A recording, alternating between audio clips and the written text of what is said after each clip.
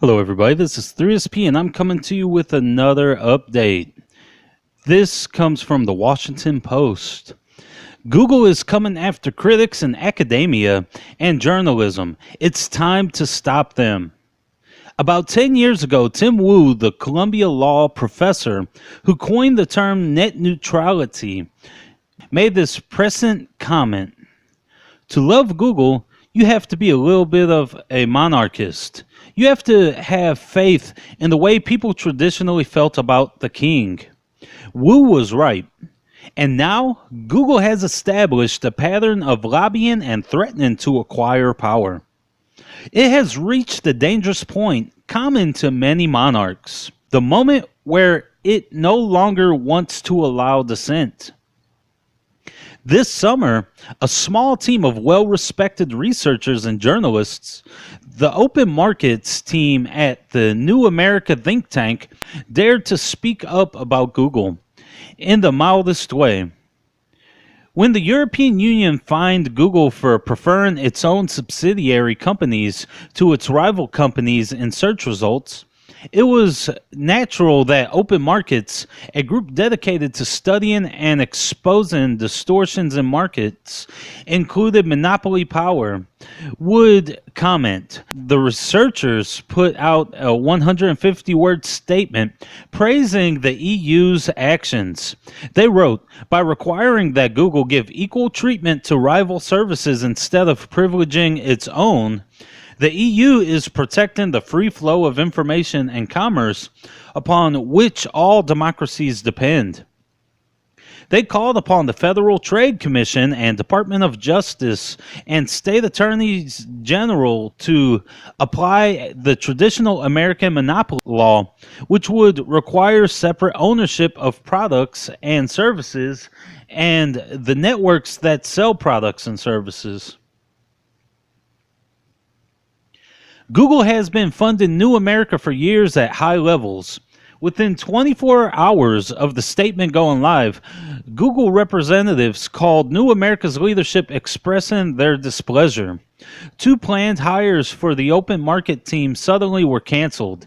3 days later, the head of Open Market's team, the accomplished journalist Barry C. Lin, received a letter from the head of think tank demanding that the entire team leave New America. The reason?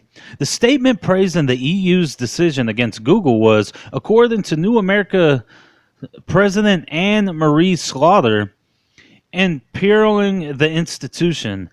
As of this writing, Slaughter has denounced the story as false, claiming that Lin was dismissed for failure of openness and collegiality. When Google was founded in 1998, it famously committed itself to the motto, "Don't be evil." It appears that Google may have lost sight of what being evil means, in the way that most monarchs do. Once you reach a pinnacle of power, you start to believe that any threats to your authority are themselves villainous and that you are entitled to shut down dissent. As Lord Action famously said, despotic power is always accompanied by corruption of morality. Those with too much power cannot help but be evil. Google, the company dedicated to free expression, has chosen to silence opposition, apparently without any sense of irony. Google did not always operate this way in relation to think tanks, even those it funded. The head of Google's parent company, Eric Schmidt, served on a board of New America started in 2000 and was chairman from 2008 to May 2016. The Open Markets Institute has long studied excessive corporate power and argued for the importance of anti-monopoly laws. They were not previously punished for their work. But in recent years, Google has become greedy about owning not just search capabilities, video, and maps, but also the shape of public discourse. As the Wall Street Journal recently reported, Google has recruited and cultivated law professors who support its views, and as the New York Times recently reported, it has become invested in building curriculum for our public schools and has created political strategy to get schools to adopt its products. This year, Google is on track to spend more money than any company in America on lobbying. In 2015, it was the third biggest corporate spender, paying more than ExxonMobil, Lockheed Martin, or the Koch brothers on lobbying. Much of what it is spending its money on has nothing to do with technical details regarding its search engine and everything to do with it using its power in its search engine to shut out some competitors and build power over others. It is time to call out Google for what it is, a monopolist in search, video, maps, and browser, and a thin-skinned tyrant when it comes to ideas.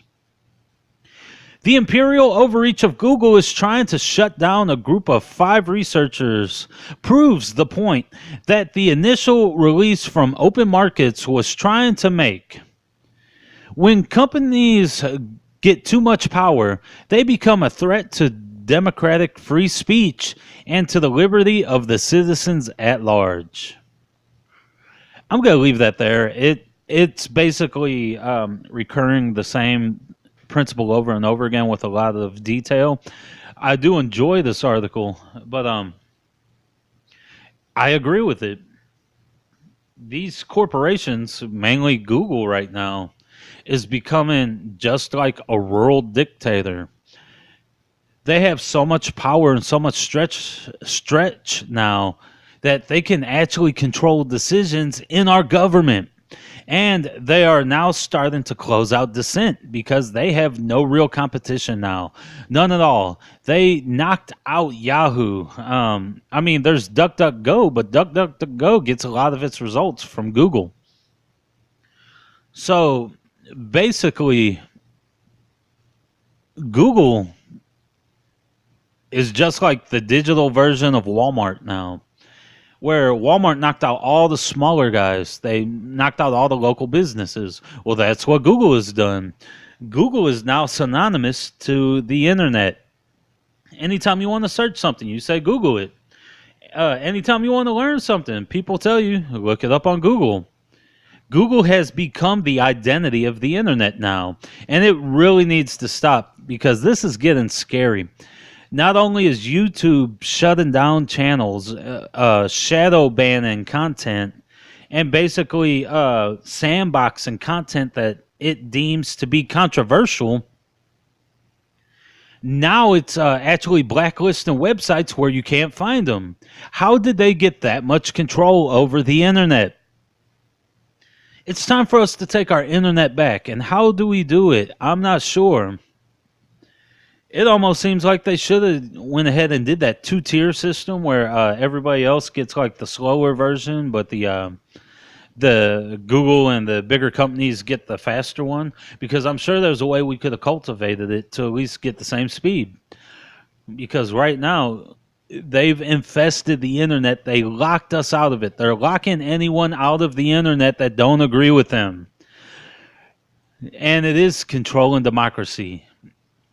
So anyway, I'm going to leave that there. This is 3SP signing out.